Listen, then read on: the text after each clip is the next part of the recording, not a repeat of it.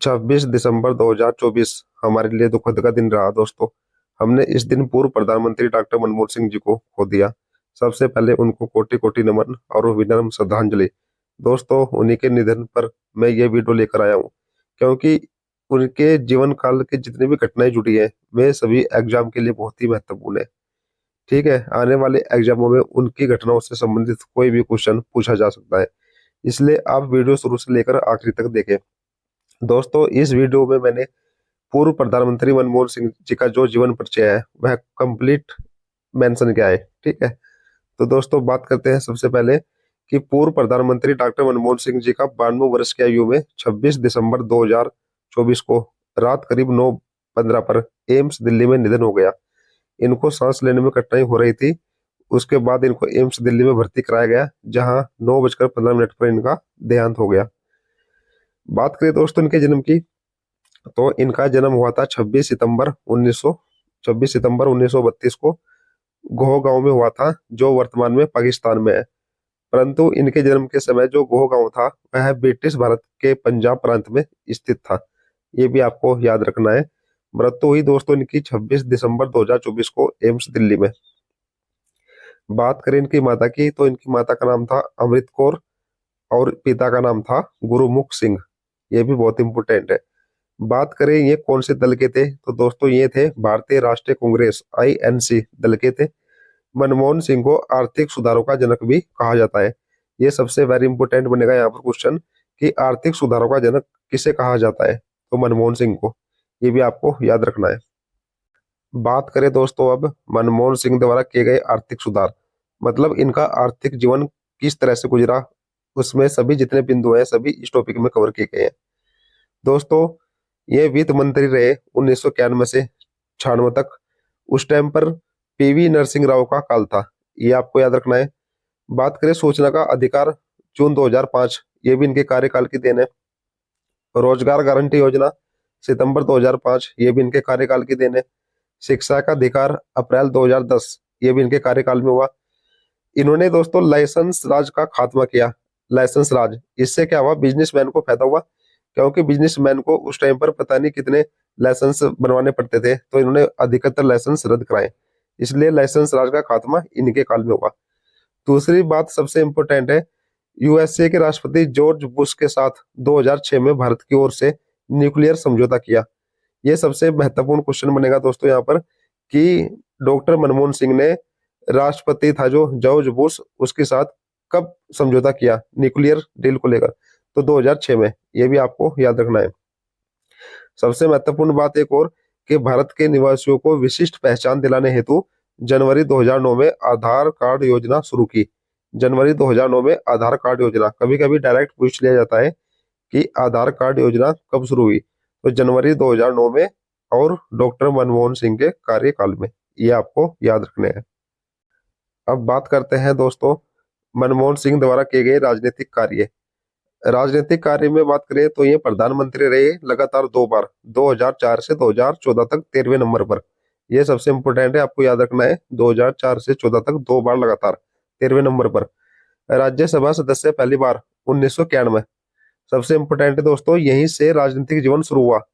ये इसका सबसे इंपोर्टेंट पॉइंट है कि डॉक्टर मनमोहन सिंह का जो राजनीतिक जीवन था कब शुरू हुआ, तो हुआ था 1991 से, जब ये पहली बार राज्यसभा सदस्य बने थे। फिर बात करें कि योजना आयोग का उपाध्यक्ष कब रहा, 1985 में, और किसकी सरकार में, राजीव गांधी की सरकार में। यह भी बहुत इंपोर्टेंट है, यहाँ से भी क्वेश्चन बन सकता है। बात करें आगे प्रधानमंत्री के आर्थिक सलाहकार कब बने, 1990 में। ये भी आपको याद रखना है। RBI के गवर्नर के रूप में कार्यकाल 1982 से 1985। यह भी इंपॉर्टेंट पॉइंट है। दोस्तों, मैंने इस वीडियो में सभी जितने भी पॉइंट है सभी इंपॉर्टेंट ले रखे हैं, जो आने वाले एग्जाम में आने वाले हैं। ठीक है, इसलिए वीडियो शुरू से आखिर तक देखें, आपको खुद पता लग जाएगा कि इस वीडियो में कितने महत्वपूर्ण क्वेश्चन मेंशन है। अब बात करते हैं दोस्तों मनमोहन सिंह द्वारा या मनमोहन सिंह पर लिखी गई पुस्तकें। सबसे पहली पुस्तक है India's export trends and prospectus bar self sustained growth. ये मनमोहन सिंह द्वारा लिखी गई है। अंतर्मुखी व्यापार नीति पर आधारित है। बहुत महत्वपूर्ण किताब है। दूसरी पुस्तक की बात करें the quest for equity in development. ये भी मनमोहन सिंह द्वारा लिखी गई है। तीसरी पुस्तक की बात करें, to the nation for the nation, ये भी मनमोहन सिंह द्वारा लिखी गई है। चौथी पुस्तक है दोस्तों एक्सीडेंटल प्राइम मिनिस्टर। एक्सीडेंटल जो प्राइम मिनिस्टर है, बहुत ही महत्वपूर्ण किताब है, ये संजय बारू द्वारा लिखी गई है और मनमोहन सिंह के प्रधानमंत्री कार्यकाल पर आधारित है ये पुस्तक, ये आपको याद रखना है। एक्सीडेंटल प्राइम मिनिस्टर किसे कहा जाता है? डॉक्टर मनमोहन सिंह द्वारा, और उन पर यह पुस्तक लिखी थी संजय बारू ने, और ये मनमोहन सिंह के प्रधानमंत्री कार्यकाल पर आधारित है, ये आपको याद रखना है। बात करें दोस्तों अब मनमोहन सिंह को मिले सभी पुरस्कार, तो सबसे पहले बात करें एडम स्मिथ पुरस्कार, ये 1956 में मिला था कैम्ब्रिज विश्वविद्यालय द्वारा। दूसरा मिला था पद्म विभूषण पुरस्कार 1987 में। तीसरा मिला था दोस्तों यूरो मनी पुरस्कार 1993 में, वित्त मंत्री के लिए इनको ये पुरस्कार मिला था।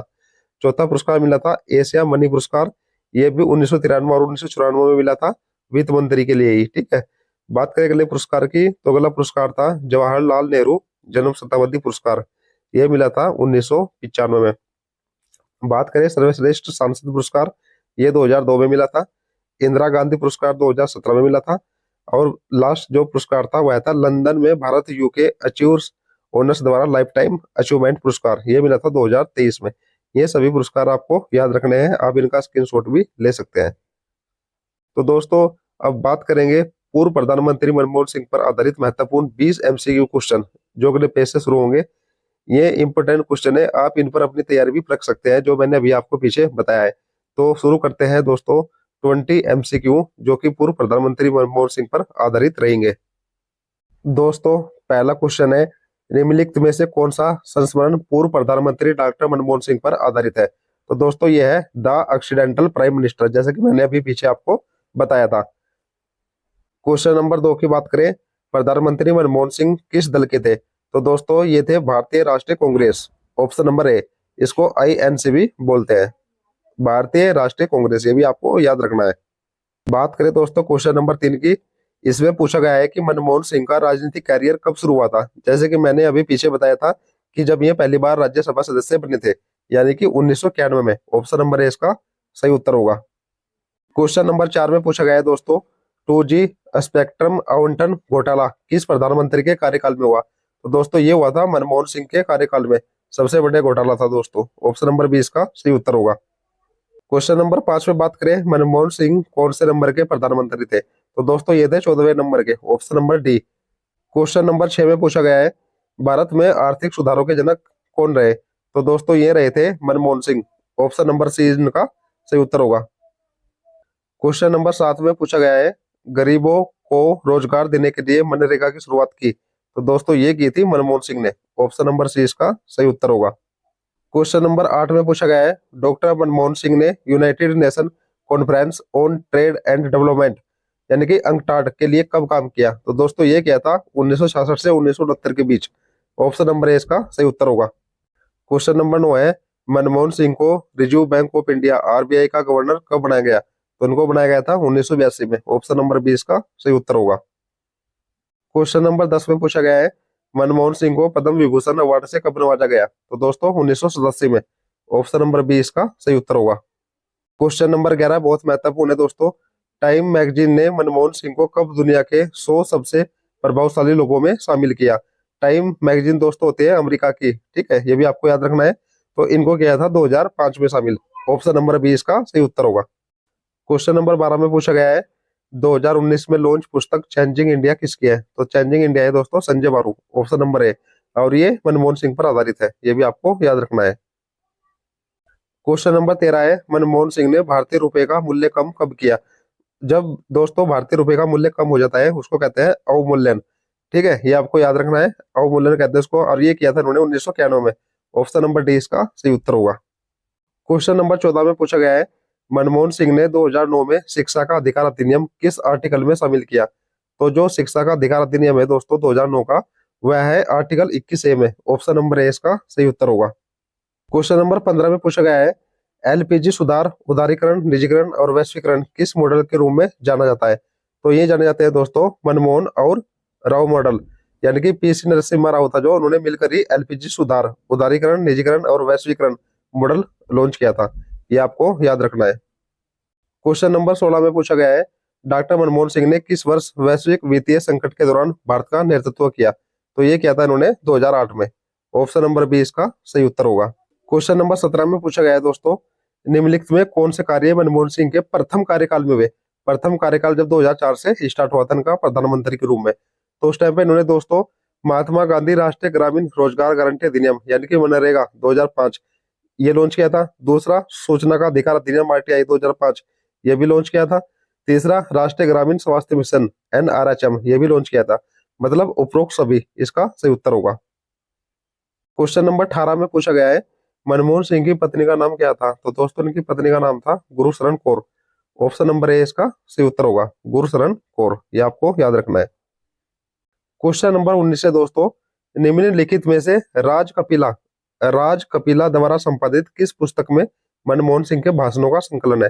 तो राज कपिला द्वारा संपादित पुस्तक थी इनमें से दोस्तों to the nation for the nation, यानी कि ऑप्शन नंबर ए इसका सही उत्तर होगा।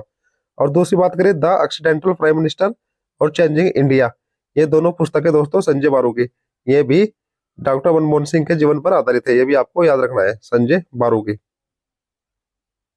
दोस्तों इस सीरीज का आखिरी का क्वेश्चन है, डॉक्टर मनमोहन सिंह की मृत्यु कब हुई? तो दोस्तों ये आप सभी को पता ही है, 26 दिसंबर 2024 को एम्स दिल्ली में रात 9:15 पर इनकी मृत्यु हो गई थी। तो दोस्तों वीडियो आपको कैसी लगी जरूर कमेंट में बताना। अगर अच्छी लगी होगी तो चैनल को सब्सक्राइब कर देना और बेल आइकन दबा देना, जिससे कि आने वाली न्यू वीडियो सबसे पहले आपके पास पहुंचे। जय हिंद दोस्तों।